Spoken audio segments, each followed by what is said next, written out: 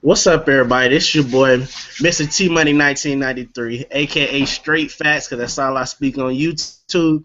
We got my boy Tony from Cat Chronicles in the house, and my boy Pat Coltrane, Yo, the ultimate Panthers fan. We'll say that. So, how y'all feeling about how the team doing, man? I know it's disappointing for me. That's like the worst question I've ever had to answer in my whole life. It's been the worst run. I think it's been worse than when we were terrible. nah. Because because we got good parts, man. We got some good parts, and you hate to see them get so just demoralized. So that's what's been tough for me is that we got Cam, we got Kuechly, we got Thomas Davis, and we still suck. Yeah, see that? I can see that because the Jimmy Clausen years. I mean, yeah, you wanted to have hope, but deep down, we all knew Jimmy Clausen ain't winning no games, man. So, Yeah, see, yeah, I feel that's like the thing, man. I think we got the talent. We not utilizing it right, man. You know what I mean? That's why I don't think this is the worst, losing team that we had, man. It's just we got the talent there, especially on offense and defense. It's just you know what it come down to, bro. It come down to that coaching, man. That's what I I think. I agree between that and injuries and suspensions kind of been hurting us Yeah. all year.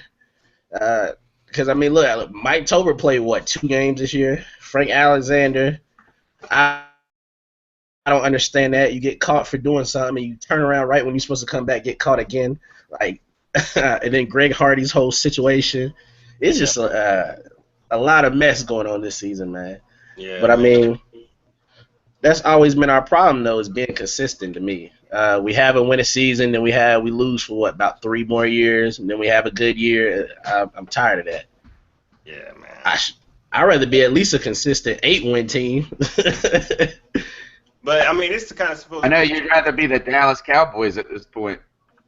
Honestly, 8-8, you take 8-8 this year. 8-8 would win this division, and this is why I'm upset about this, guys. Is that we do have some talent, but we lack depth, and we lack talent in some spots that don't get a lot of publicity, but they do matter significantly. yeah, I would disagree with that though, because I mean, corner is a big spot, and we not talented right there, and left tackle is a big spot, and we not really talented there either. So, I mean, I guess I get what you're saying, but as far as that, some of these problems we knew we were gonna have problems with. We didn't know they were going to be this bad, and we didn't know that this secondary was going to be such trash, and we didn't know that this offensive line was going to be this horrible. And I guess what I mean by spots that don't get high publicity is that left tackles get paid, but I can't name 32 left tackles in the NFL. Yeah. Is that it's a super important position. Similarly, I think safety's like that. I think safety's an underrated position about how much it can change the dynamic of a team. I mean, look at Seattle with Thomas. Isn't that the guy's name that plays with strong safety for the Earl Thomas, yeah. Yeah. Thomas, yeah. and so those guys, I mean, they're difference makers. I mean, we saw what happened when we had a difference-making safety last year with Mike Mitchell, who wasn't that good in coverage anyway. But man, these guys, Roman Harper's a dinosaur. The dude's about to fall apart. Deku is straight trash, and I mean, so it's just too hard to cover up that lack of depth. And Yeah, I said this in my videos, bro. I said that we needed aggressive safeties, and that's what we had last year. These safeties we got not aggressive at all, man. Not aggressive. They don't hit. They can't cover. So at least be able to hit, and they can't do that, man. And that's what Roman Harper was supposed to be able to do. I haven't seen a big hit from Roman Harper all year. Yeah. I mean, I seen him fighting last game.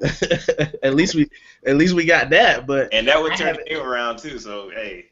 yeah, but I haven't seen no hit that's a trademark Roman Harper. You coming across the middle, I'm just gonna drop you hit. that's because he can't run anymore. You know what I'm saying? Like, I really wonder what the hell Gettleman was thinking with Roman Harper, because, I mean, did he not go and talk to him? Did he not go see, like, that he can't walk around without a cane and shit? Because I mean, he's slow. He can't. And you're right. You brought him in to hit, and he hasn't laid one hit. All he's gotten is blown up all season long. You know, and that's a problem. I think they was thinking pretty much because Roman Harper, you know, he had that injury last year. So I think Gettleman was probably thinking, hey, he just had one bad year. He's going to be back this year. Because the year before that, he had like 90, 100 tackles. Like, that's what he was known for doing in that New Orleans defense. And then last year, he got hurt, and Bush stepped up. Raphael Bush stepped up. He played good. So they was like, hey, we don't need Roman. Between Bush and Kenny Vaccaro playing the way he did, they was like, we don't need Roman Harper. Yeah. Then you sign a Jarius Byrd, and you definitely feel like you don't need Roman Harper. So I think Gettleman was just banking on, I don't even know if he's really 100% from that injury. At this age that he's at now, well, once you have a leg injury, you probably, I guess, just kind of done. Yeah, true.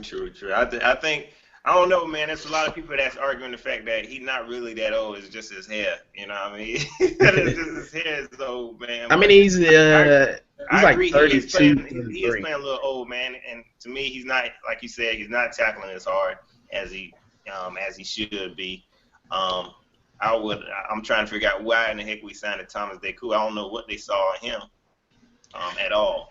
I don't know if there wasn't anybody else out there. Okay, you didn't want to pay Mitchell, but Quentin Michael's still not on the team, and he played pretty good to me. Yeah. I think, you know what? I think they probably wanted their young safeties to step up.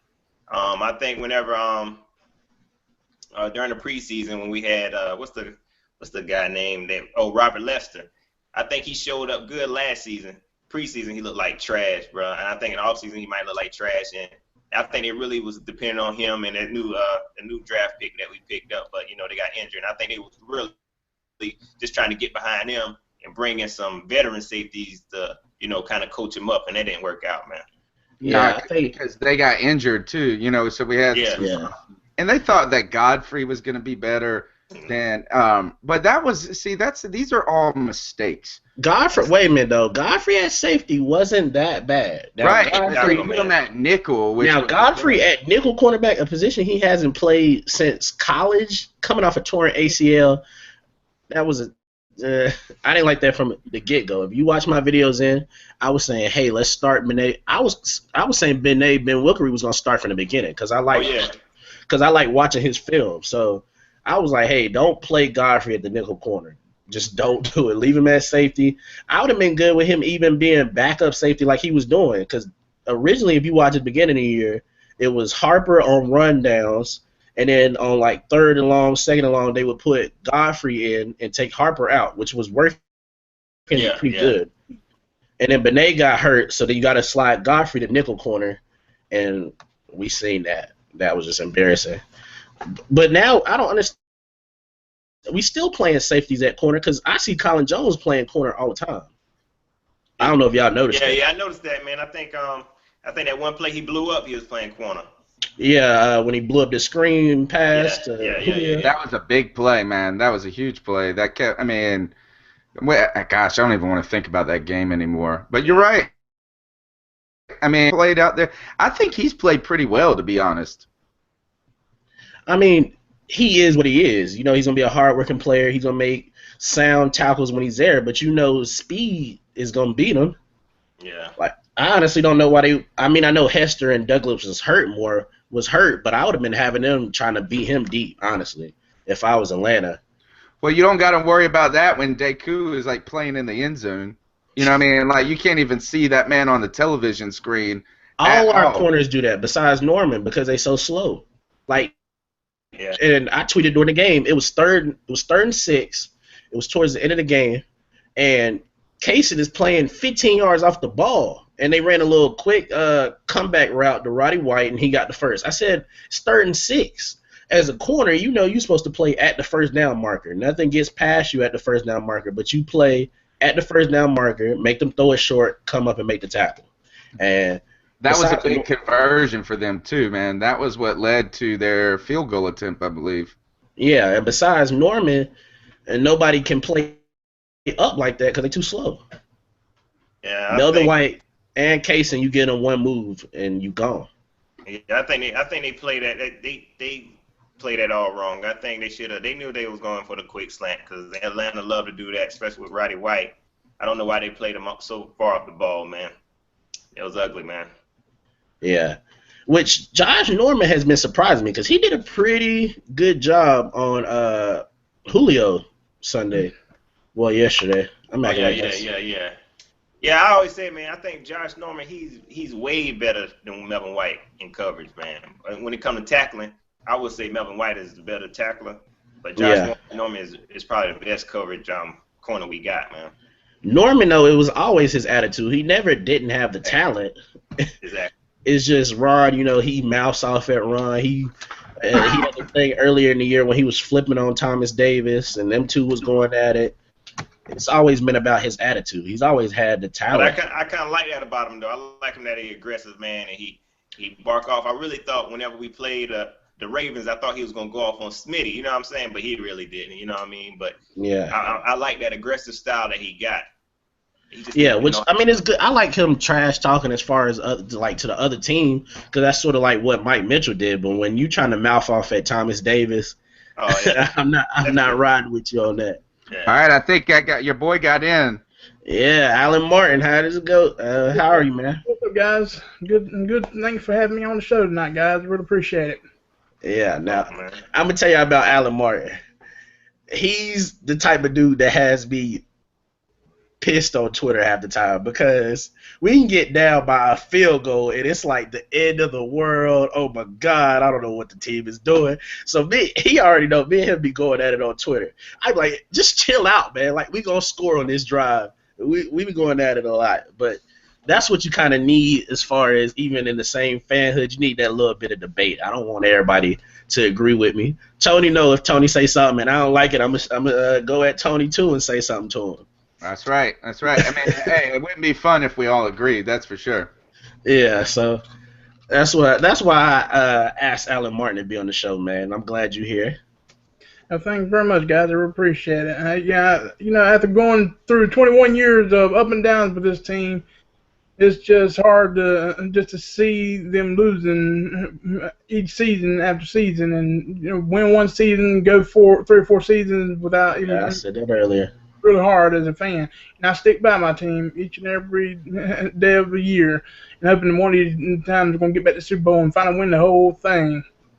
That's just my hope right now. Yeah. Question for everybody. At this point, looking at it honestly, is Kelvin Benjamin y'all Rookie of the Year? Yeah, for sure. Yeah, I think. Go ahead, my bad. I think even with him picking up some touchdowns in trash time because teams are starting to double team him and stuff. I seen that coming at the beginning of the year, and people should have known that once they removed Smitty from the equation this past offseason. That when Kelvin Benjamin became as good as he is now, they're going to start double teaming and they're going to put their best cornerbacks on him, and it's going to be hard for him to get up. And he's just got to learn to use that body and size to get to the jump balls that can get some. But right now, I say he's up there as being Rookie of the Year, and I love to see him that, and I believe he should be. Pat, go ahead. Man, like I said, I agree with the dude what he just said, man. Yeah, I think he is the Rookie of the Year, no doubt about it. I don't see no other rookies. Don't get me wrong. At first, I was kind of scared of Brandon Cooks, but I don't think Brandon Cooks is as dangerous as Kelvin Benjamin is, man. Don't get me. He's a shifty receiver. He good. He can catch some balls, man. But I think once Kelvin, master the art of catching the ball, I think he gonna be dangerous, man. He's going to be dangerous, man, and Cam just got to put the ball on him. Tony, go ahead. I'm going to say no. And whoa. I know. Oh, man, what you talking about, man? TMoney's going to ask for my card back and all of this is that he hasn't, he started off hot, and he's been asked to do more than any rookie probably has been asked to do in their system throughout. And I think if I was going to give it to him, that would be the reason why, because there's nothing around in Carolina but him. But right now, I'm still holding on to my prediction for Rookie of the Year, Jordan Matthews, who's really turned it on in the last couple of weeks. He's got 5 touchdowns. He's been playing tough, so that's who I see pulling it out towards the end.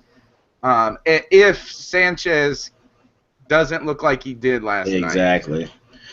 But the problem is with Benjamin. Benjamin has just dropped. He's played great. Don't get me wrong. He totally proved me wrong. But he's made those rookie mistakes as of late. Which that's true. But honestly, you went with Jordan Matthews. My second place right now, or somebody who I feel like can give him fits, is that boy Mike Evans down in Tampa. Been a bad man these past couple weeks. So honestly, that's my person that I feel like is really gonna compete with him at this point. Because Evans had this past game? I think he had like 200 yards and 2 touchdowns or something. He's been since Glennon's last game, and they went back with McLeod. Mike Evans been putting up some numbers, like 100 yards, a touchdown a week.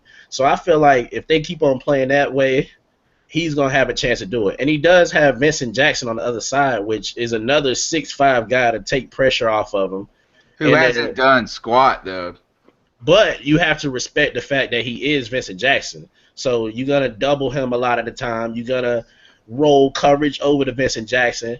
But right now, I feel like Kelvin has to be first, mainly because he's leading in most categories. He's leading rookies in yards right now. He's leading rookies right now in touchdowns. So I feel like you can't really knock that right now. And he does have the highlight plays. He has the play in Tampa where he mossed I can't remember what corner that was, but he mossed him and took it off his back, and then he had the touchdown last game over Trufant. All right, I want to talk about that touchdown. What did you think about it? He bobbled it. All right, okay. He caught it. Everybody, he did. That's all that matters. He caught it. Yeah, but he did bobble it in the air because it hit his hands in the air, and it came off, and he hurried up and reached back around and caught it. It kind of pulled it in with one hand. So, yes, it would have been doper if he would have just straight up mossed it. Same thing with that Giants touchdown in the preseason. If he doesn't fall and he just goes up and get it, it's a nicer highlight. Yeah. But it shows his ability to concentrate and focus on catching the ball no matter how he gets it done. And not to mention, they blanket him in coverage, man. They got him covered. So he has to fight these dudes off. He basically fighting. He getting offensive pass interference trying to fight these dudes off. Yeah.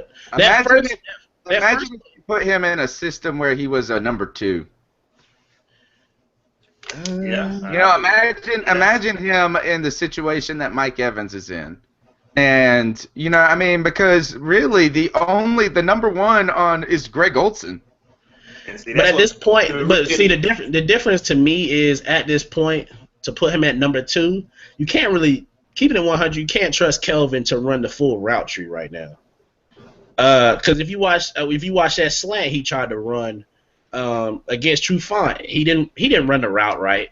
I know that I've seen, besides watching receivers, playing receiver, I know how you're supposed to run the route. He quit on the route, and Trufant jumped it and picked him off. So I don't know. The only thing about him running number 2 is he has to run a lot of different routes. Right now, if you watch him, he's running mostly outs, ins, slants, and then in the red zone, he tries to beat you deep. I guess what I mean by number 2 is not the playing the part of a number 2, but if you had an actual threat on the other side of him, if you had somebody that could take the top off the defense a little bit, if there was some other weapon other than Kelvin Benjamin, imagine the numbers he would be putting up this year. Because Pat's right. They've just been smothering him all season long, and he's not the fastest guy. So, that's going to take a lot. When you put 2 guys on him, he does have. And so I guess maybe you're talking me into it. Maybe I should just go ahead and make him my pick. Just say it, man. He's my pick. He's Rookie of the Year. Which is why I still don't understand why we didn't double. In the draft, I wanted to double up on receiver. And I sit there and I can agree with you on that because there was like Masharif, whoever that the Colts drafted, playing for the Colts now, We should have drafted somebody like that, maybe. Dante Moncrief or whatever his name is. Moncrief, yes, and we should have maybe drafted another guy like that who had the speed, because Kelvin Benjamin is not a speed type guy who's going to go down the field like Steve Smith has in the past. We need a speedster guy on one side, him on the other, or maybe even two guys speedy out on the side and use Kelvin Benjamin more in the slot receiving area for years to come. But with KB just alone and the guys we have, there's nobody really to complement KB for the long term. You know who would have been a good compliment for him? Devontae Adams. No, not even in the draft. Oh, Ted Ginn. We couldn't afford him, bro. I think Philly. But I mean, Ted Ginn's not getting playing time in Arizona like that. He's what, they fourth receiver? yeah. Only highlight I've seen of him is a kickoff return. I haven't seen him play receiver like that at all. Because that's all. Because we used him. You know what I mean? So I think honestly, I think Philly Brown. If we can continue to coach Philly Brown up, to me, Philly Brown plays wide receiver way better than he plays punt return. I don't even think we should put him back there no more. Amen. Keep him in the slant. I mean, as a slot receiver, I think I haven't seen him struggle at wide receiver. But right. You hold your breath. He caught some good balls, man. You hold your breath every time he's back there catching punts, though. Yeah, man. That, and he makes me mad because he stutter steps too much. He plays these dances too much. He doesn't go forward. If you watch him catch a pick, he does a hot one way, he does a hot the other way, and he tries to find a hole and run through it. And by that time, they all down there. He's not looking for no hole, man. He's not looking for no hole. He's looking for a place to stop. I think he's scared. I've been tweeting this. Every time he catches the ball, I tweet it, man. He's scared. I don't think he's a punt returner. He just gets scared up. I don't know if he's scared. But you can't trust Burson either, because Burson, how do you drop a kickoff return? It's nobody near you yet. But I will say Burson will run. He will run. He runs forward. Yeah, exactly. He runs forward, but one, he has no top speed. He doesn't have any speed. Period. I don't see Burson run and think, "Ooh, he's gonna break this." Yeah. And two, how do you drop kickoff returns, man? The coverage is like 20 yards away when you catch the ball. I do want to make a point, though, about what you said with Ted Ginn, because I'm going to disagree with this, because Ted Ginn, the greatest asset he was to us was on the special teams. He did not catch one deep ball except for that game in Buffalo last year. That was it. It was one deep pass. The other ones, he has speed, but he does not play like my man has 4.3 speed. And I disagree with that. And so this is another thing I think with the Philly Brown pass that showed us that's so lacking with this team. I think a lot of Cam Newton's struggles come from the fact that he plays the game faster than other people play the game. And so he's ahead, I feel like, sometimes because he thinks that people should be faster. Like, he's like, damn, Kotri, how can you be running that slow? And so if you could get him some speed, I feel like, look, he looks so comfortable throwing that deep ball to Philly, and he hasn't looked like that to anybody else. And so I think we need speed, and you're right, is maybe another receiver, because Coney Ely, he's gotten better throughout the season.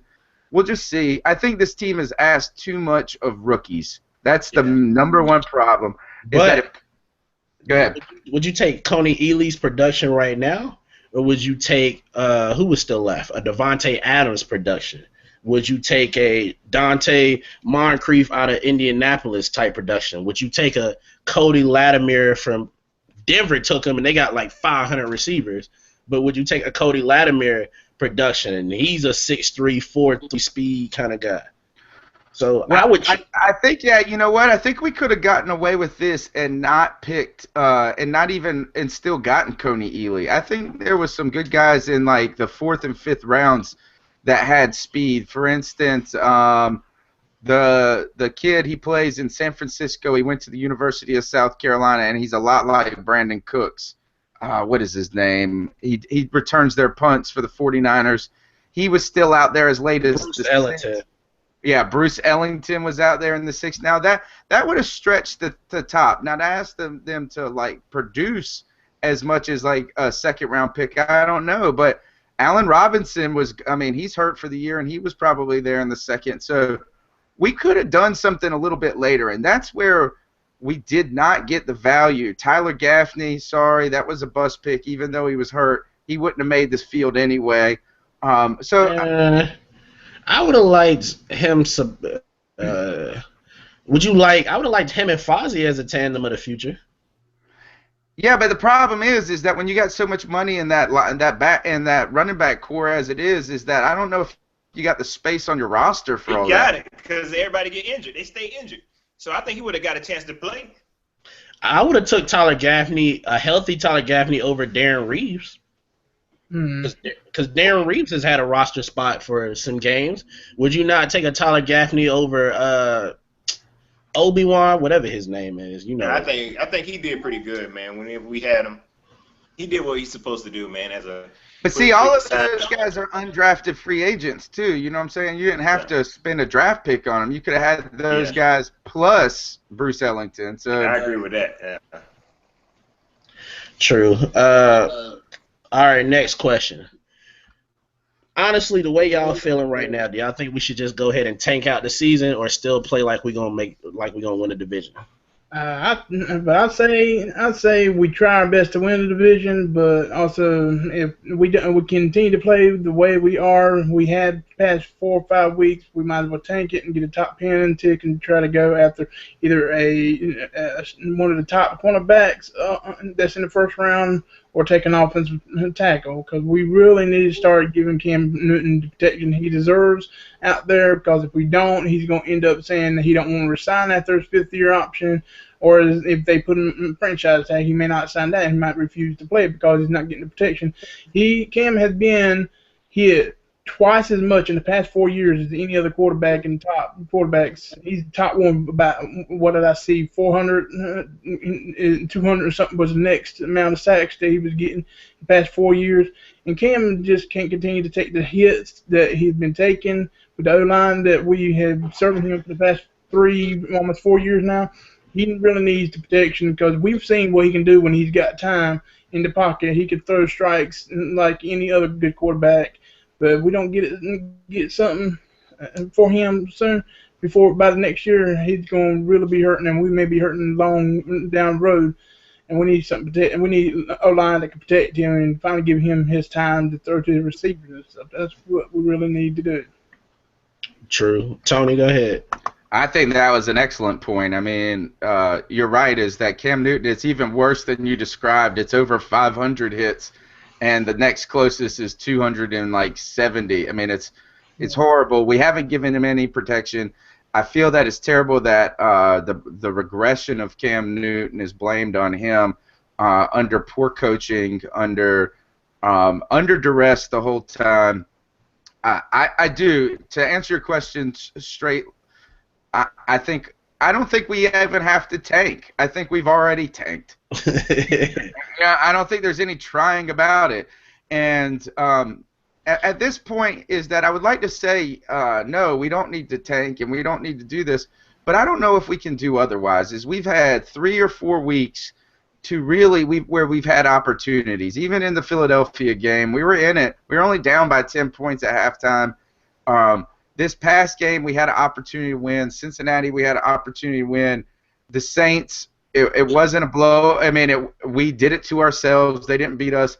So I just don't know if we have a choice. I don't know if there's a choice otherwise. I still want to box Graham Gano. But go ahead. Go ahead, Pat. Man, I'm be honest. Like, I don't think we could tank if we wanted to in this division, dog. I think everybody playing so bad, we'll probably still have a chance to. I think we should keep on playing. Now, if everybody wasn't under 500, then I would probably be like, yeah, we should tank. But I think we can still, if we win out, you know what I mean, we still get a playoff position, man. I never play for the draft, man. I never want to play for the draft. So, no, I don't think we should tank, man, because this division is not going to allow us to. So, I think we just need some coaching and a big turnaround, man. We be back in this thing, bro. I got one more thing I want to mention on that, and I think Pat's right, is that when he says he doesn't ever want to tank, is it has something to do with the psyche of the players and the mentality. and it might not even be this year, but how they approach next year. But what really concerns me about this is I thought we had gotten past that last year. I thought we walked into this season off of 12-4, knowing we weren't going to be as good, but having a confidence that we could win, that we could get wins, and that we could figure out ways to win. And somehow that's been beaten out of us. It's been beaten out of Cam Newton. It's been beaten out of even everybody but Thomas Davis. He's the only person that's too crazy to know that they stink. True. As far as tanking, which you ask me tomorrow, I might feel at a different spot, but I feel like sort of if Atlanta wins this week, go ahead and flush the toilet, man. And y'all know I'm the ultimate Panthers fan. Y'all know I'm a rep to the day I die. But that loss, man, that loss just hurt, man. And honestly, at this point, if Atlanta wins this week, they what, 4-0 in the division right now? Mm-hmm. So even if we tie them, well, I don't know how our tie works in, but if we tie their record, wouldn't they get in because of the division record? Because there's no way we're going to catch 4-0. I don't think they're going to. They already swept Buccaneers.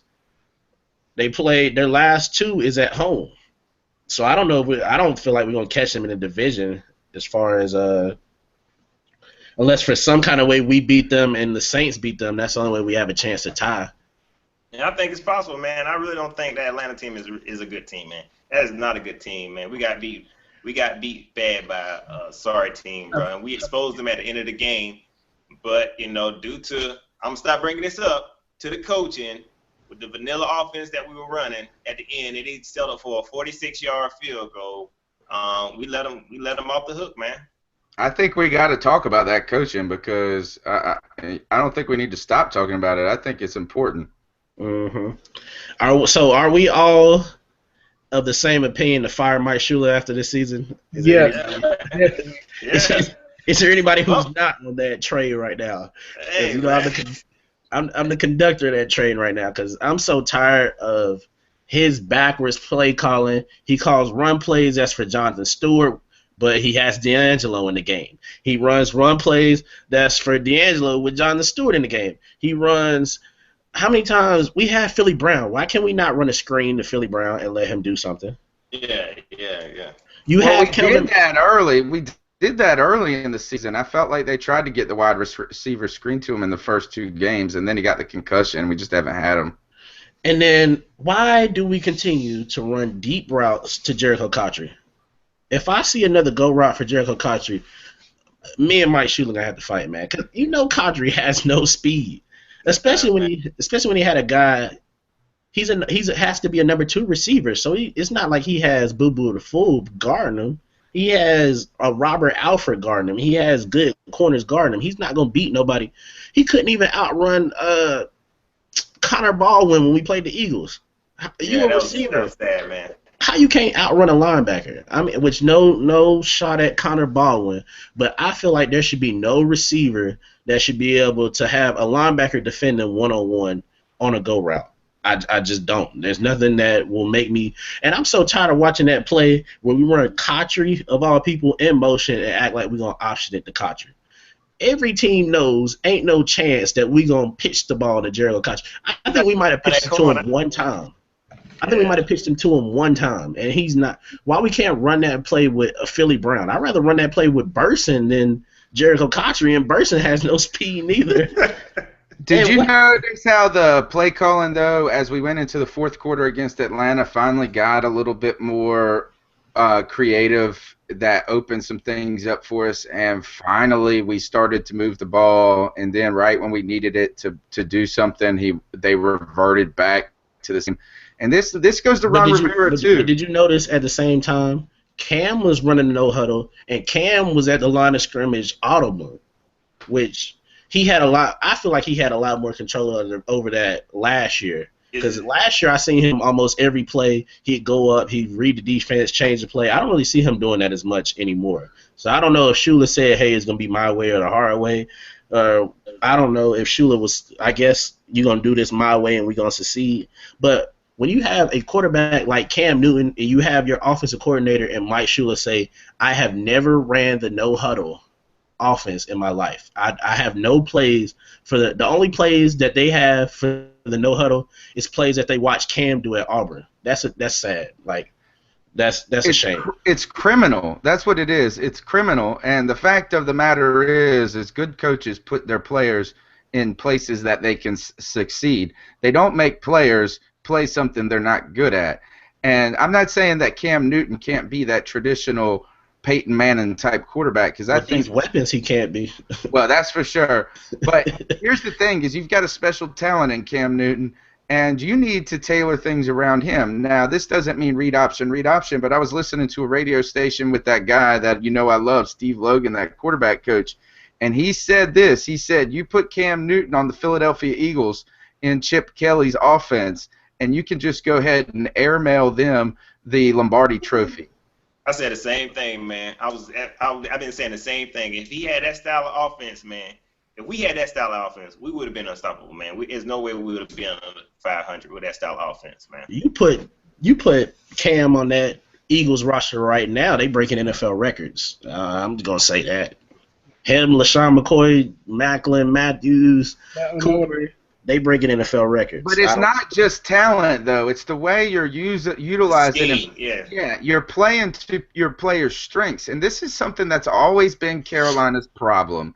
This was a problem under John Fox, and this continues to be a problem, is that you're going to conform to the system that we have, and that's it. Instead of going, hey, I got slow-ass receivers and I got this. What works best with this? Instead of drawing up plays that cater to players' attributes, they just run Cotry, like you said, on like they're faking an option. Why would you do that? And why on third down, 3rd and 5, 3rd and 4, 3rd and 6? Why do we run all long plays?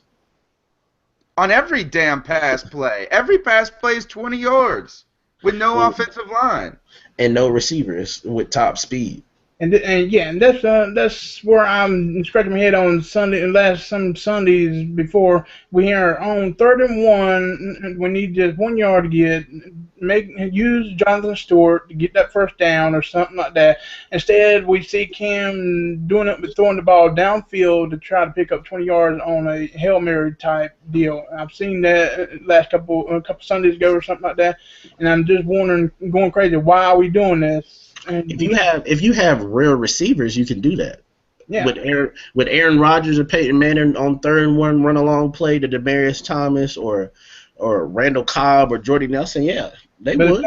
But the thing is, we don't have them kind of receivers. We need to go with what's best for us, and we have Jonathan Stewart that can gain that 1 yard and just. It's like with Tolbert gone, they forgot how to do that. Like, can we not run them plays since Tolbert is gone? Exactly, man. Last year, every time it was 4th and 1, 4th and inches, 3rd and 1, you knew either they was gonna do the run play with Tolbert, or they was gonna do Cam with the pretty much where Cam picks whatever hole he wants to go in out the shotgun. The QB sneak. You know what though, is that Tolbert wouldn't make a difference. This offensive line is so terrible. It's not the running backs that are the problem in this case. Is that there's nothing there at all. I don't understand why we're not starting Jonathan Stewart at this point anyway. I agree. Where did he go in the 4th quarter yesterday? I thought he was hurt. Wait, they was playing Fozzie more than anybody. I know. Which I rather. They started playing Fozzie because they started trusting Fozzie, man. I think Fozzie's a good back, and I think they know that, so they started playing him more. Mm-hmm. To me, he's more explosive than D'Angelo. He's tougher than D'Angelo. I don't even know why we starting D'Angelo, to be honest. At this point, my tandem would be Fozzie and Jonathan Stewart. Yeah. Because one, I mean, we've known since D'Angelo Williams has been in the league, if you arm tackle him, he's going down. He's not running through nothing. Second of all, I feel like at this point, Fozzie and Jonathan Stewart has the same vision he has.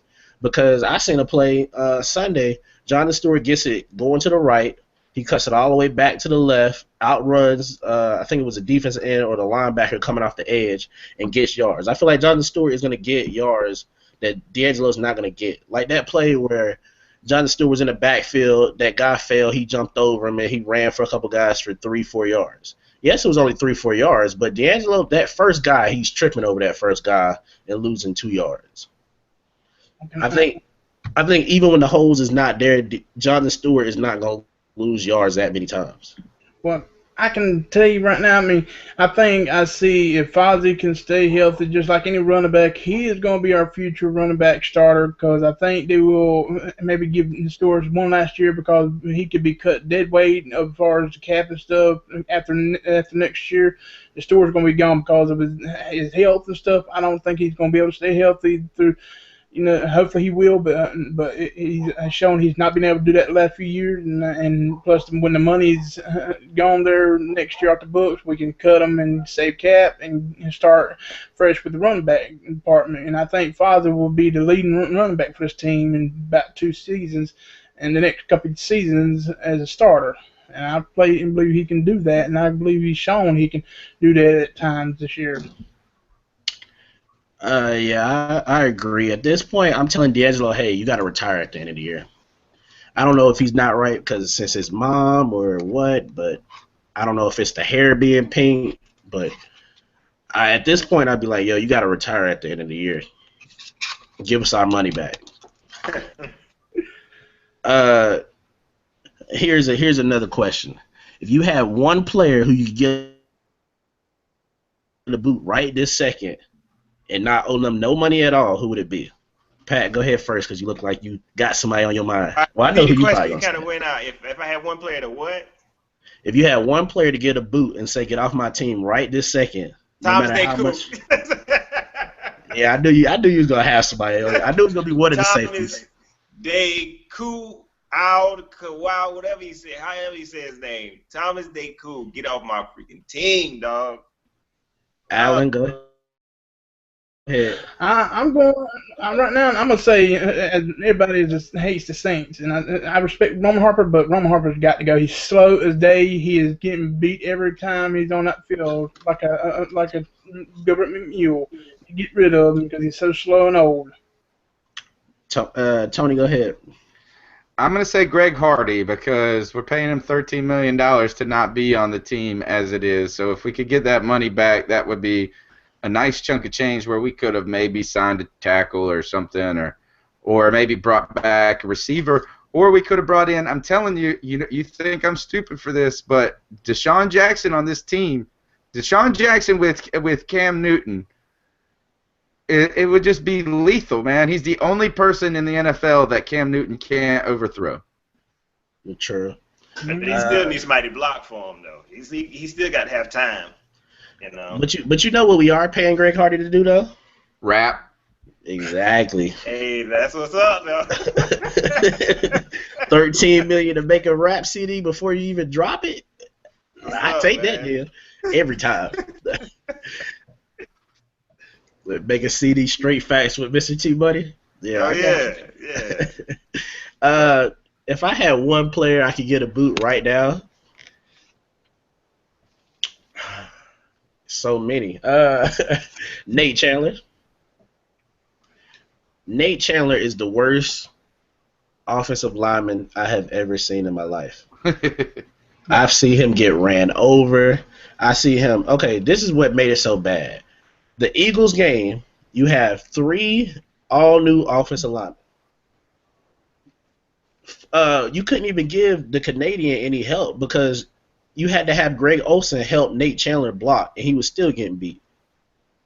So you have 3 guys who haven't played in our offense all year, and you're the guy that we have to help on every play. That's why I know some people have been wondering where is Greg Olsen, what was he doing. Them games where our lineman was hurt, he had to help block almost every play. And Cam was still, you give up 9 sacks, and you still getting double teamed. Well, I will say this, man. Nate Chandler, I give him a pass, man. I blame that on the coach. I give Nate Chandler a pass. He's a defensive tackle, man. He would have been a backup. If I got rid of any lineman, it'll be Byron Bell. You've been playing left tackle your whole life, bro, and you still suck at it, man. Yeah, definitely. Byron Bell's a guard, man. Byron Bell, if he played guard for us, he would be fine. But the problem is he shouldn't be playing tackle. Here's the thing with Nate Chandler that's sad is that we gave him an extension and a raise. Yeah, see, that's stupid. But we gave him an extension from playing guard last year, not tackle. He didn't play guard. He didn't play tackle last year. He came in and played what, right guard, I think? Yes, right beside Byron Bell on the right side, right? Yeah. So, I mean, you done flip-flopped his position so many times. And think about it. Honestly, if he was a defensive tackle, would he make the team? Probably not. No. Would you take Nate Chandler over Kawan Short? No. Would you take No. Nate Chandler over Starr? No. Would you take Nate Chandler over DeJuan Edwards? No. Would you take Nate Chandler over Colin Cole? Maybe. I don't know. I don't think so, because Colin Cole plays very solid for us when he's out there. Not this year. Not this year. Last year he did. This year I see him get pushed 5-6 yards down the field whenever he's in the game. But so Nate Chandler wouldn't have made the team as a defensive tackle. I don't know if he would still be in the league. He might be on the practice squad if he was still a defensive tackle. I would take Michael Sam over Nate Chandler as a defensive tackle. Michael Sam at defensive tackle. Michael Sam as a defensive lineman, period. But anyway, all right, next question. You know, there's a lot of debate going on. In the offseason, would you re-sign Greg Hardy? Depending on what his case looked like, if he's found not guilty by jury, and if he's not asking for the moon like he was this past offseason, because he's not played the whole season, he's going to be lacking this. We know he's got the strength and physical ability to get there to the quarterback still, but he is not. After all this going on, he's got something against him when it comes to contract signings. So I would, if he was looking like for a 5 or 6 year deal for 50 or 60, 35 guarantee, I would say yeah, take it. But if he's adding for $100 million for 6 years for about 60 or 70 million guarantee, no, let him go. Let him go to another team. Let him prove himself there.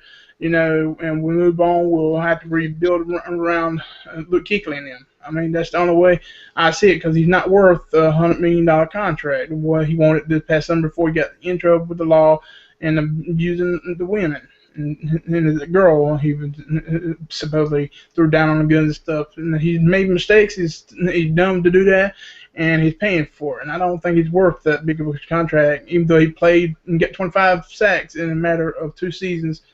I believe he's worth about maybe a $50 million contract at 5 or 6 years right now, because he proves that he can stay out of trouble. I'm not paying nobody $100 million that's not a quarterback. That's my belief in general. I'm not playing, especially not no defensive player, the way they get hurt and the way that you can get doubled. Or no, I'm not paying, unless you're a quarterback, I'm not paying you $100 million. That's just me. I mean, what defensive player has that really worked for before?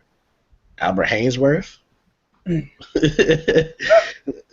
J.J. Watts get a $100 million contract, but that dude can do everything. We've seen that this season. He playing tight end better than.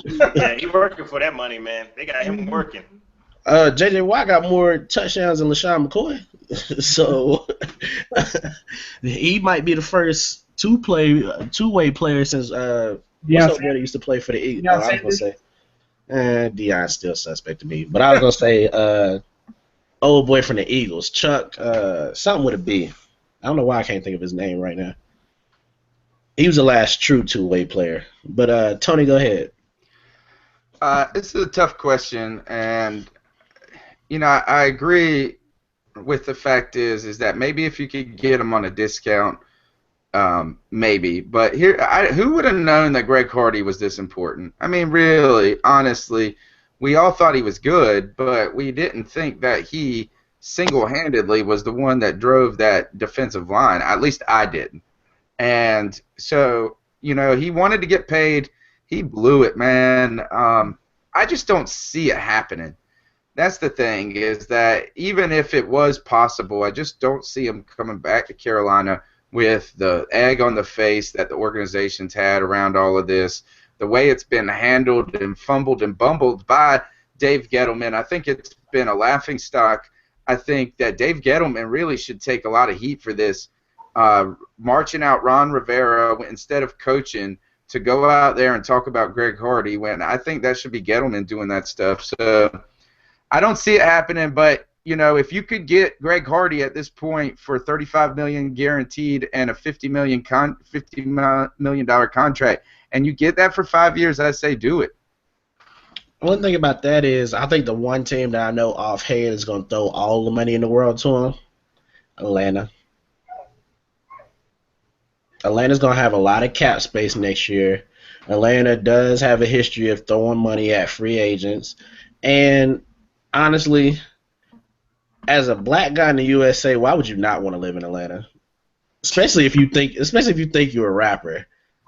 Atlanta's kind of that place that you want to be. So that's a good point. I wouldn't be surprised if he's wearing a Falcon jersey next year coming at Cam Newton, which is going to be a scary thing indeed. Pat, go ahead. Yeah, man, I kind of agree with Alan, man. If he's found not guilty, I say re-sign him, man. You know what I mean? Get out. If he can be found not guilty in this case, man, I think hopefully that'll change the look of this case and how he's looking and his perception out of the people, man. I'm hoping if he can do that, then re-sign him. You know what I mean? I think he's a good player. Like Tony was saying, that he means a whole lot to this defense, not just because of his skills, man. He brought a persona to this team that had them believing, okay, yeah, we monsters. You know what I mean? And so I think that's what really what Greg Hardy brought to this team. Really, we ain't got that now. You know what I mean? Luke is a good player. He's a very good player, but bringing that toughness to the whole team, you know, he just don't bring that. I mean, Thomas Davis does that. But Greg Hardy took it to a whole nother level. He gave us gimmicks with the contacts and stuff, man. He really just put our defense on the map like that and had them believing in themselves. Now, it's not that, man. I think Dave Gettleman knew that, man. I don't think they have any plans to re-sign him. You see what they did? They pick up Coney Ely early. They knew what was going on, man. So I don't know, man. I want them to re-sign him. If this case, you know, if he's not guilty, then I do hope they re-sign him. But I would. And if they were to resign him, okay, what would happen if they would take that discount and come to this team for another 5 years for the $35 million guarantee? Nick, I know with the extension, I think they redid Charles Johnson's contract this offseason, extended a couple years, I believe. What would they release if they would have re-signed Hardy? Would they release Hardy and save a lot of money for this offseason? I mean, because we can't afford to release Charles Johnson right now because we don't have no other defensive ends that's really got any decent pressure on the quarterback each and every down we have. I mean, you might get a couple guys like Orton and Addison to get that pressure at times depending on their specialty. But we need a guy who's an all-around player like Greg Hardy back on this team. And Charles Johnson, one time we thought was the man who was complimenting being the one that giving Hardy the chance to get to the quarterback. But now we see once Hardy gone, Charles Johnson really just ain't getting there as he used to. You know, and it's costing us like about 15, 16 million this season, and it's going to cost us 20 next year. So, you know, if we can resign Hardy, will Carolina release CJ in effect to save some money so we can sign up players and get Hardy back on this team to play for us? They're going to do that? That's the question. I'm the Kraken, and I'm from Hogwarts. Honestly, at this point right now, I would tear CJ95's contract up, man, because ain't no way I can even look at you and say, as a man, I feel like you deserve, what, 13 million, 16 million, 15 million, whatever it is. Ain't no way he can look me straight up and say, hey, I deserve that kind of money right now. Which Herney screwed us because all these people with big contracts, if we release them, it's going to cost so that you kind of have to let them sort of play out their contract with the hopes of that they're going to take an extension or take a reduction in money. Like D'Angelo, Jonathan Stewart, CJ95, if we release any of them for the next couple of years, it's going to be such a huge contract hit that it's almost, you kind of almost have to give them a position spot, which is crazy. I don't understand what Herney's thinking was. I understand loyalty, but loyalty and stupidity is two different things. Yeah, I think that Charles Johnson signing, man, I think that surprised everybody. I know it surprised me. I was happy that he signed with us, but when I seen the number, man, it kind of I don't know, man. I think Marty Herney really put us in a bind, bro. I think in Marty Herney's defense, though, I mean, maybe he did make one huge mistake, and he overvalued the running back position in the NFL. And, you know, I mean, we've seen there's only a couple of running backs in the NFL that are really worth super money, and that's AP and Jamal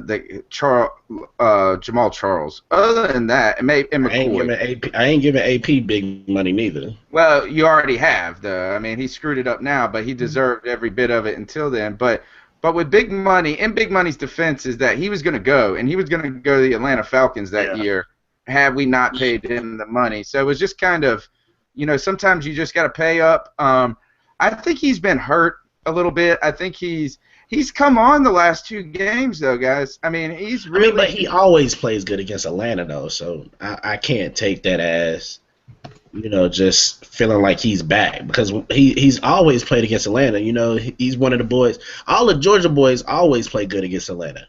Right. Whether it's CJ95, whether it's Thomas Davis, all the Georgia boys normally play good against Atlanta. So I don't know if I'm ready to judge off of that yet, but.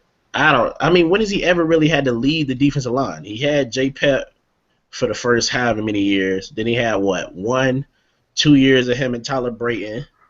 And then by that time, Hardy was stepping into his own. And then it was him and Hardy. So when has he ever really had to just be the leader of the defensive line, be the only sack guy of the defensive line? Was only that, we had Tyler Brayton for, a year or 2 when we got him from Oakland? I can't remember. But it wasn't that long. It's not like he's really had to be the head guy on the defensive line. So I still don't think he deserved that money then, and I don't really think he deserved it now. Well, I think, in my opinion, I think Marty Herney, when they come out of the lockout, I think, you know, I think Jerry Richards got tired of people saying he was cheap. He wasn't going to spend the money on the players, and I think he finally said to Marty Herney right after the lockout, you know, when he came back and said, hey, prove to the people we ain't going to be cheap. You got the reign to do what you want. And I think because Marty Herney was not much of a financial wizard or nothing like that, I think he overdid it. He wanted to keep Charles Johnson from leaving, going to Atlanta. Like Carly might go to Atlanta next year, and he compensated and he gave Charles Johnson some money to keep him here in Carolina, so that he won't go to your rival in your conference and stuff to keep him to come after us for years and stuff. And I think, like I said, it's too much. He overcompensated. He didn't know financially what he was doing, and he did too much on the contract and gave him guaranteed money. And that was just a mistake by him. And that also goes along with D. Will and Jonathan Stewart and other guys getting overpaid instead of them paying the right amount that they deserve on the market. He didn't realize that in today's NFL, you can draft a running back in the 7th round and he'll run for 1,000 yards. Yeah. Because really, that's what you can do. How many running backs really are like? Get him undrafted, man. Gurley might have been the only running back to go top 10, top something like that. But now with the torn ACL, you don't know. Now the Carolina Panthers can get him. Maybe. But I'd rather go. I already got kind of my draft ideas going around in my head. So I'd rather wait and try to see if we can get Duke Johnson in a second. Because I'd be happy with a Duke Johnson. Duke Johnson and Jonathan Stewart together. I think, I mean, Gurley's going to fall a lot since that ACL injury. I think he falls late first, maybe second round. It depends on how fast because he has time right now because NFL season's not even over. So he has time to rehab it. And I don't think he won't be like Marcus Lattimore sitting out for years or nothing like that. Poor fella. Didn't he retire? Yep. Yeah, I think yeah. Next question. I already know Tony's answer, but I'm still gonna let him say it. Who would you hire as offensive coordinator at this point? Well, see, I've been preaching for Steve Logan to be our quarterbacks coach because I think we just need somebody that can. I'm gonna go ahead and say this again. After I think I was proved right in this game when Cam Newton had the frown face going on, which he had the right, because I think Greg Olson dropped that pass, was picked off, or maybe it was the one that Crotchery dropped. Sorry. But he was over there, and you see Ken Dorsey. Ken Dorsey's over there fiddling with that Microsoft Surface, having all that problems with the Surface, and he didn't have jack shit to say to Cam Newton because he didn't have the credibility to say anything to Cam Newton. And what you need is you need somebody that can talk Cam Newton out of that funk, that's been there before, that can say, hey, look, we still got time, get out of this, shrug it off, have a short memory. And we don't got anybody, even including Mike Shula. So who do you hire as offensive coordinator? I don't know really. I would just say Norv Turner, but he's in Minnesota, not doing anything. So I mean, I really don't got an answer for that right now. I think the big news is that do we even have to worry about hiring an offensive coordinator, and are we just worried about hiring a head coach? Nah, I think you gotta let Ron stay. But my pick for offensive coordinator right now is a guy by the name of Gus Malzahn right now. Why wouldn't you reconnect Cam with his college coach who coached him to a Heisman Trophy? He already knows how to tailor an offense to Cam Newton. I mean, at this point, I don't think he would go overboard like Chadinsky did, but I don't think he'll be as conservative as Shula. And we already seen that you can take those run and shoot college offenses and they can work in the NFL. Look at Chip Kelly as an example. So right now that would be my pick to be offensive coordinator. You got to think though that he might be. You might get him with a head coaching job, but isn't he he's the head coach of Auburn, right? Yeah, I think he's still at Auburn. Yeah, so I mean, I don't know. It's going to take a lot to lure him away. I mean, I think. But has he coached at the NFL level? I'm not sure. I don't know. I'll look it up while you guys debate it. I'm gonna agree with my friend Cat here that Norv Turner, if we could probably can't get him, but I would say go with him because he has been shown he's a good offensive coordinator. As his head coaching not so well, but he's doing good offensive coordinator. And we don't. I mean, I know that as TMoney said, certain college offenses have worked in the NFL over the past 10 years, but some have not. I mean, we could take what's his name, former South Carolina, now South Carolina head coach of Gamecock. What's his name? Spurrier. Yeah, Spurrier. He came to the NFL for 3 years with the Washington Redskins. He used the hook and ladder or type college offense and stuff, and it never did work out for him. So with the college, Redskins is the wrong organization to go to in the first place, though.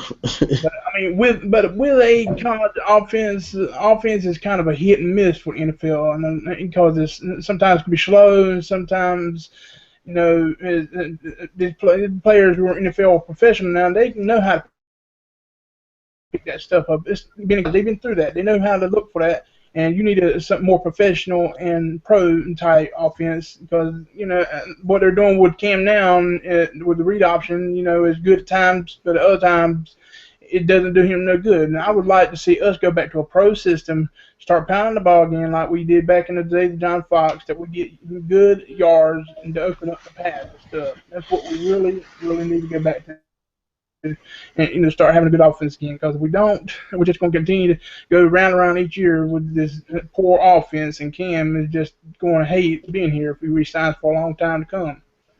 Yeah, but Norv Turner the only thing I can say about Norv Turner, yeah, he would probably like to get out of there, especially if AP leaves, but he just went to Minnesota, so I think it would probably be kind of hard to get him.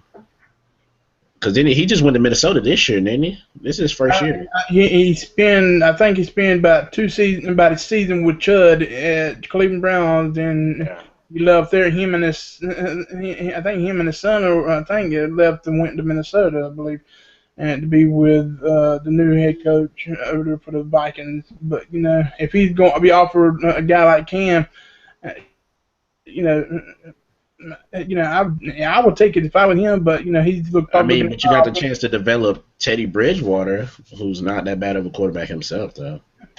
But we need somebody who's going to really call a good game for Cam every game, because we can't. Shula just ain't that kind of guy, and we're not going to go nowhere with Shula. Shula is a trash offense coordinator, like people have said over the internet, on Facebook and everywhere else. The fans hate the guy's guts, and we need to get rid of him out of town this offseason, because if they don't make any changes, if Ron don't make no changes, then we're going to be sit back years and years with this team. That's the only way I would fire Ron, is if Ron is straight up, hey, I don't want to fire Shula, and I'd be like, well, you can follow him out the door. All right, Gus Malzahn has not coached in the NFL. He is 28-8 as a college head coach, though. One other thing, though, about Ron, I'm not necessarily, and I've been a Ron Rivera supporter even when people wanted to hang him last year. The one thing that concerns me about Ron Rivera is that his staff is his staff. And so if his staff is failing, and if you've got Mike Shula that he wasn't successful in Tampa Bay. We tried to ignore that, as all the Tampa Bay, I'm sure in TTC they were going on and on about that, about how you could write his playbook on a napkin. And I've seen better plays on man. Yeah, so is that at some point Ron Rivera does have to be responsible for the staff he assembled. True. Yeah, I feel that. Pat, who would you hire as offensive coordinator? I think I agree with Alan and Tony, man. If it's not Norv Turner, then I want to see a fresh face, man. Just bring in a no name or somebody we ain't never, some offensive coordinator, man. At this point, get rid of Shula right now and bring him right on in, man. True. But as far as with Gus, I think it might be a little bit easier to get him to come up just as an offensive coordinator, mainly because he hasn't coached in the NFL at all. He's going to get the head coaching job, man. There's no way they'll bring him in for. How about this? What if you did this? What if Dave Gettleman, because we know Dave Gettleman isn't the most stand-up dude in the NFL about character-wise. What if Dave Gettleman goes to Malzahn and says, do 1 year as offensive coordinator, and Rivera's on the outskis, and we'll give you the head coaching job the next year? The only drawback of that is, what if Ron goes 12-4, 13-3? You just say it was kind of. You do it like you did the Cat in Dallas when they brought in their offensive coordinator. They just fired Wade. They made Wade Phillips do terrible. Oh, you talking about with Garrett? Yeah. You bring in Garrett to be offensive coordinator, and then somehow next year he gets that boost up and Wade's. That's right. That was all planned. Only reason why I kind of think of that could be true is, one, we dealing with Jerry Jones, and two, Jason Garrett did play in Dallas, so maybe you're right. Let me see. Is there anybody right now, I know y'all probably not looking at it that much, that y'all know right now that you would want to draft? I'm not really looking at who I wanted to draft. I ain't looked at the top players for the tackle position and cornerback, but that's the two positions in the first and second round I would really want the Panthers to look toward getting, because we need a top cornerback. Josh Norman has come into his own finally after a couple of seasons. He is playing solid. He might get beat once in a while, but he is still learning. He's solid. Even when we can't get the pressure on the quarterback most of the time, he's still playing with one of the top receivers. He's staying with him. He's not getting beat like he was the last couple of seasons ago. And pretty much, we need another top cornerback to complement him on the other side, and we need that speed to keep up with those receivers. We're really tired of seeing our secondary get burned, and it might really help out the front four a lot more when Tony Ely gets better next year.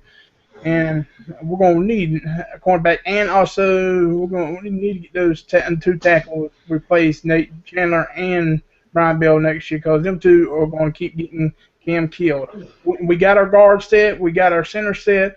We just need 2 tackles who's going to sit there and protect Cam's blind side and his other side so that he doesn't get ran every time he turns around because he's getting tired of it and he's not going to take much more of it and his body cannot take much more of it. We need to do something to protect that young man if he can be our future quarterback. Pat, you got any idea who would you like to draft? I done told y'all, man, I don't play for the draft. You know what I mean? I'm not looking at nobody, but whatever it is, get 5 linemen. You know, I don't play for the draft, man. I don't, get the top lineman, but I'm still optimistic about this, this season. Whatever we can,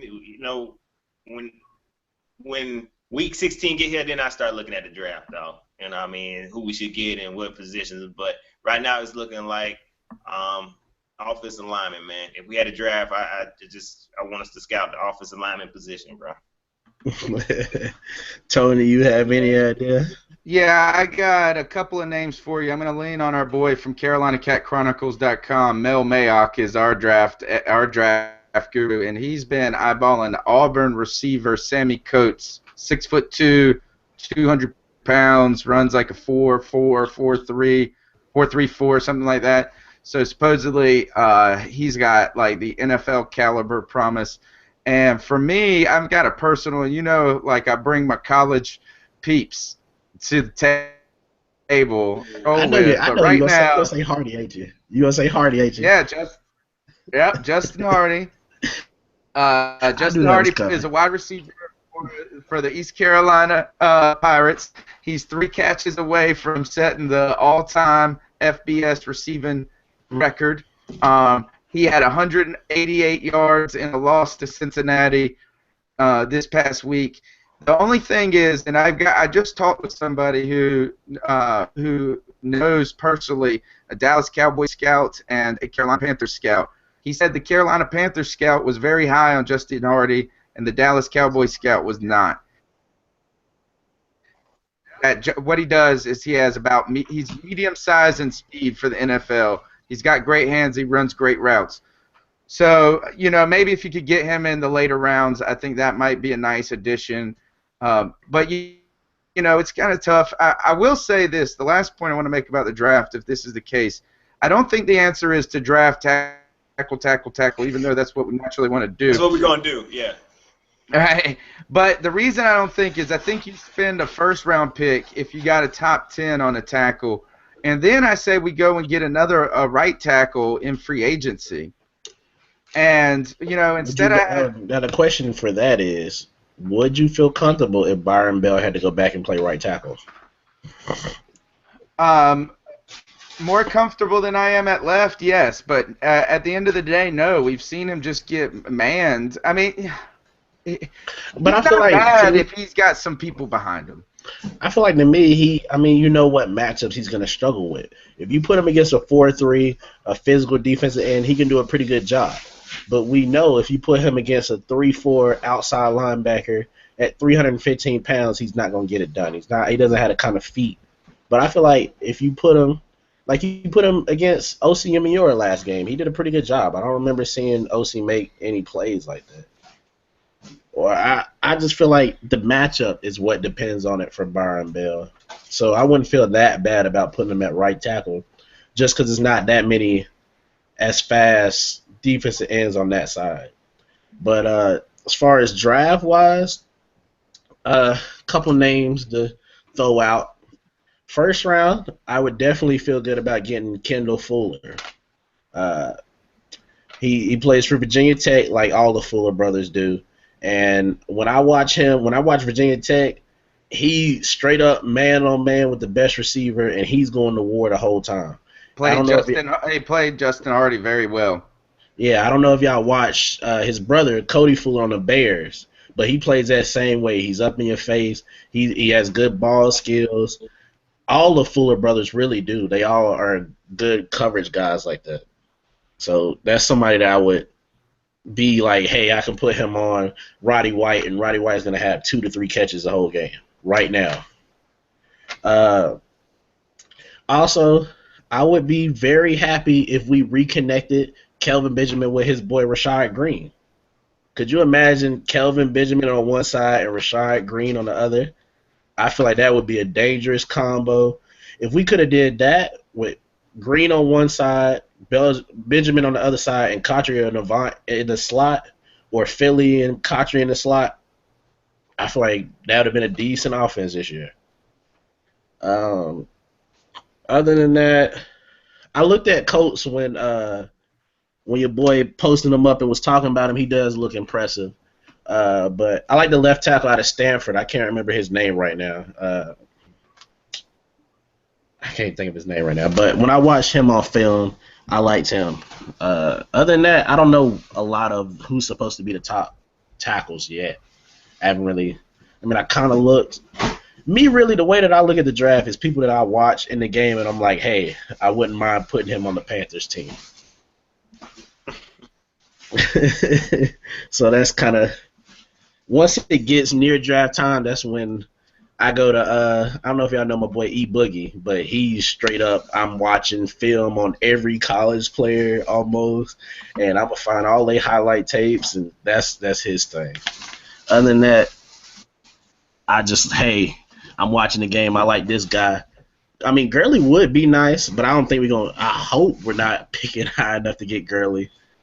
So that's why. Oh, Duke Johnson was I already said him, but that's my other person that I like. I mean, right now we only got. I was only planning to go maybe 15 more minutes, but I don't know if y'all kind of tired right now, we can tap out. Yeah, boy, y'all got me tired, man. I've been working all day. I don't know what y'all boys do all day long. Working, man. That's why it was hard getting this up between. I feel not knowing what I was doing, sort of, kind of. I apologize for that. It is what it is, bro. Yeah, so we can go ahead and end it. I guess give people your way to contact you. Shout out to your YouTube channel because I know you want to do that, Pat. Oh yeah. It's your boy Pat Coltrane. Check me out on YouTube, Pat Coltrane. Twitter @Pat Coltrane, man. And that's about it, bro. You know what I mean? And what's the alter ego's name again? Check your boy out, Tiggity Tap, man. You know what I mean? Like that. People like that dude. They want me to do more videos with that dude. But yeah, check out Tiggity Tap. I done thought up another persona, man. His name Money P Soul Train. So I'm gonna. Is that the one that you was doing with the slow music in that one video? Yeah.